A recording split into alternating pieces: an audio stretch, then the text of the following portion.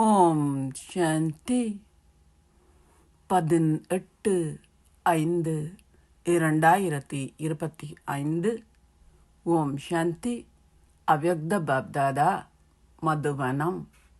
Revise 25/3/2005. Master ஞான சூரியனாகி உங்களின் அனுபவ கதிர்களை பரப்புங்கள்.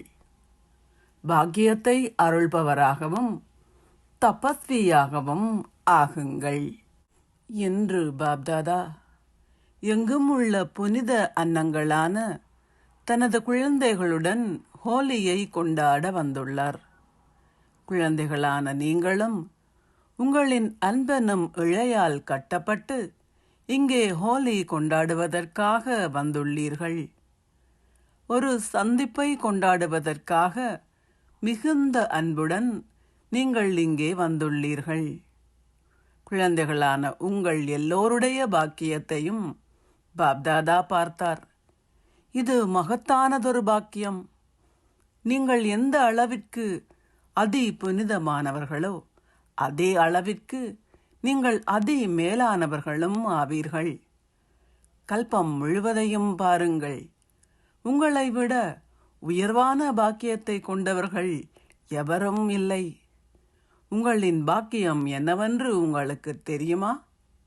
இப்போது கூட நீங்கள் இறை பராமரிப்பால், இந்த இறை கல்வியால், இறை ஆசீர்வாதங்களால் பராமரிக்கப்படுகின்றீர்கள். எதிர்காலத்திலும் நீங்கள் உலக ராஜ்ய உரிமையை கொண்டவர்கள் ஆவீர்கள். நீங்கள் அப்படியாக வேண்டும். இது நிச்சயிக்கப்பட்டுள்ளது.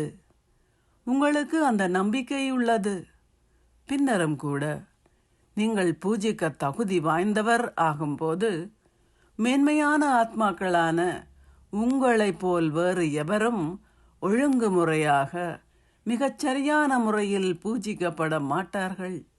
எனவே தற்போதும் எதிர்காலத்திலும் பூஜிக்க தகுதி வாய்ந்த ரூபத்திலும் நீங்களே அனைவரிலும் உயர்ந்தவர்கள், அதாவது அதி மேலானவர்கள். இதய சிம்மாசனத்தில் அமர்ந்திருக்கும் குழந்தைகளான உங்கள் எல்லோருக்கும், வெகு தொலைவில் அமர்ந்திருந்தாலும் இறைவனின் அன்பை அனுபவிக்கும் குழந்தைகளுக்கும், சதா புனிதமானவர்களாக இருக்கும், அதாவது தூய்மையின் அத்திவாரத்தை உறுதியாக்கிய குழந்தைகளுக்கும், தமது கனவுகளிலேனும் தூய்மையின்மையின் சுவடுகள் எவற்றிலிருந்தும் தொலைவில் இருக்கும் மகாவீர் மற்றும் மகாவீரினி குழந்தைகளுக்கும், ஒவ்வொரு கணமும் தமது சேமிப்பு கணக்குகள் அனைத்தையும் சேமிக்கும் சம்பூர்ணமான முழுமையான குழந்தைகளுக்கும், தந்தைக்கு சமமாக இருக்கும் குழந்தைகளுக்கும் சதா திருப்தி இரத்தினங்களாக இருப்பதுடன் தாமும் திருப்தியாக இருந்து மற்றவர்களையும் திருப்தி படுத்துபவர்களுக்கும் பாப் தாதாவின் அன்பும் நினைவும் ஆசீர்வாதங்களும் நமஸ்தேயும். ஆசீர்வாதம். நீங்கள் உங்களின் ஞானம் நிறைந்த ஸ்திதியால் பிரதிகூலமான சூழ்நிலைகளையும் வெற்றி கொள்ளும் அங்கதனை போன்ற ஆட்ட அசைக்க முடியாதவர் ஆகுவீர்களாக. இராவண ராஜ்யத்தில் எந்தவொரு பிரதிகூலமான சூழ்நிலையோ அல்லது நபரோ உங்களை சிறிதளவேனும் உங்களின் எண்ணங்களிலேனும் அசைக்க முடியாது. இந்த முறையில் ஆட்ட அசைக்க முடியாதவர்களாக இருக்கும் ஆசீர்வாதத்தை பெற்றவர்களாகுங்கள்.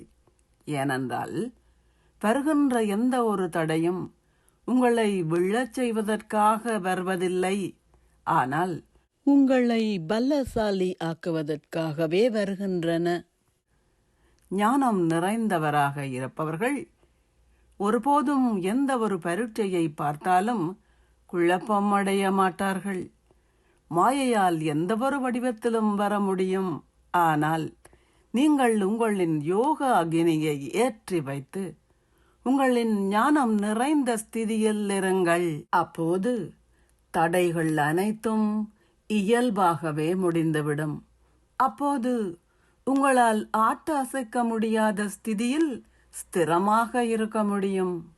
ஸ்லோகம்: தூய எண்ணங்களின் பொக்கிஷங்களை நீங்கள் சேமித்திருக்கும் போது உங்களின் நேரம் வீணான எண்ணங்களால் வீணாக்கப்பட மாட்டாது.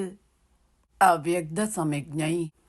ஆன்மீக ராஜரீகம் மற்றும் தூய்மையின் ஆளுமையை கடைபிடியுங்கள்.